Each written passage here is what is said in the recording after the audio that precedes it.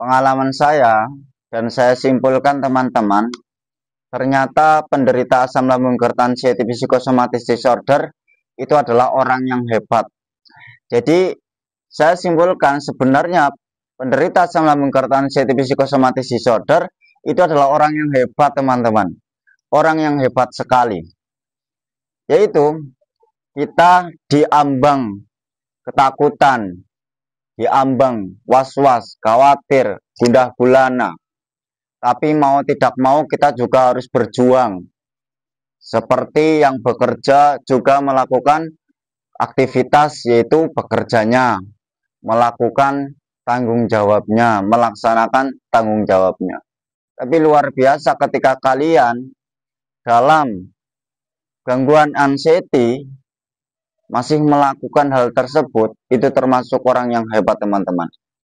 Luar biasa, karena melawan rasa takut, cemas, dan was-was serta khawatir itu tidak mudah, tapi kalian bisa berjuang, bisa keluar, tetap melaksanakan tanggung jawabnya. Itu luar biasa. Jadi jangan khawatir, itu tetap melakukan aktivitas, jangan merasa-rasakan sensasi, dan dialihkan serta menjaga pola pikirnya teman-teman. Jadi apapun sensasinya teman-teman itu tidak berbahaya.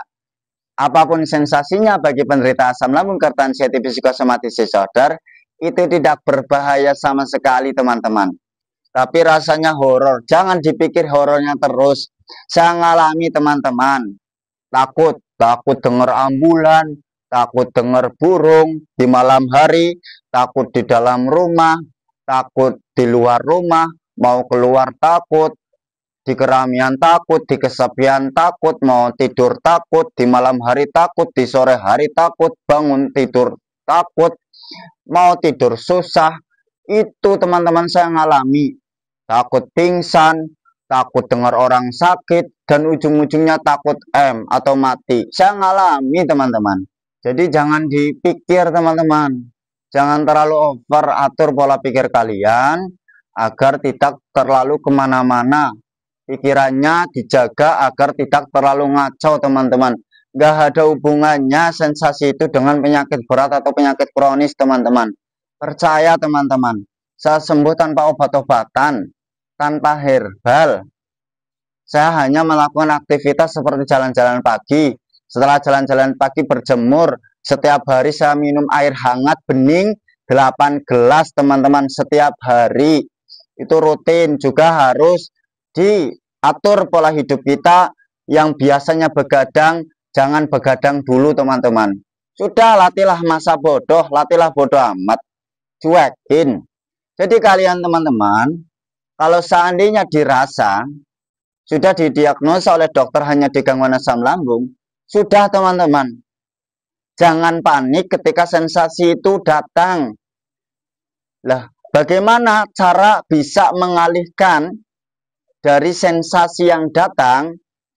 Saya kasih tahu teman-teman, solusinya ketika sensasi itu datang, agar kita tidak ke-trigger lagi, tidak rasakan sensasi lagi, tidak mengait-ngaitkan sensasi lagi, maka kalian sibukkanlah dengan aktivitas yang menyenangkan teman-teman. Lakukanlah aktivitas yang menyenangkan bagi kalian teman-teman. Nanti pikiran itu akan teralih. Terus kalau kalian sudah didiagnosa oleh dokter bahwa kalian itu baik-baik saja teman-teman, ya sudah, jangan memantang makanan. Makan saja yang enak, jangan berpikir negatif. Makan ini nanti asam lambungnya naik enggak ya? Hilangkan pikiran itu teman-teman. Dan intinya bukan makanan, tapi pola pikir kita yang terlalu cemas, terlalu over, pikir kemana-mana, pikiran kacau, akhirnya reflux lah terjadi. Udah nggak apa-apa sebenarnya teman-teman. Itu nggak apa-apa. Yang menyebabkan asam lambung naik itu kecemasan. Jadi poinnya, intinya itu di pola pikirnya.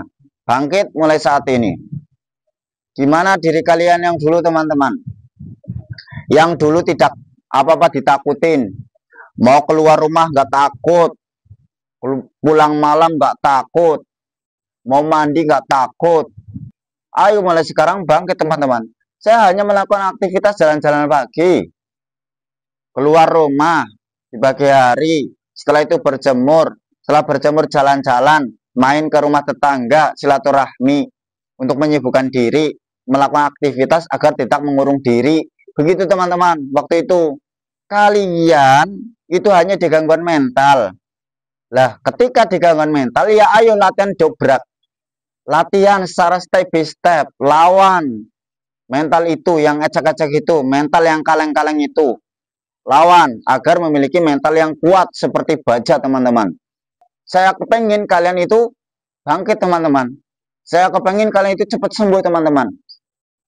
Saya selalu memotivasi kalian, saya berbagi pengalaman ke kalian, saya mengedukasi kalian, saya menemani kalian. Karena saya berharap agar kalian itu bangkit, agar kalian itu cepat sembuh, cepat membaik teman-teman.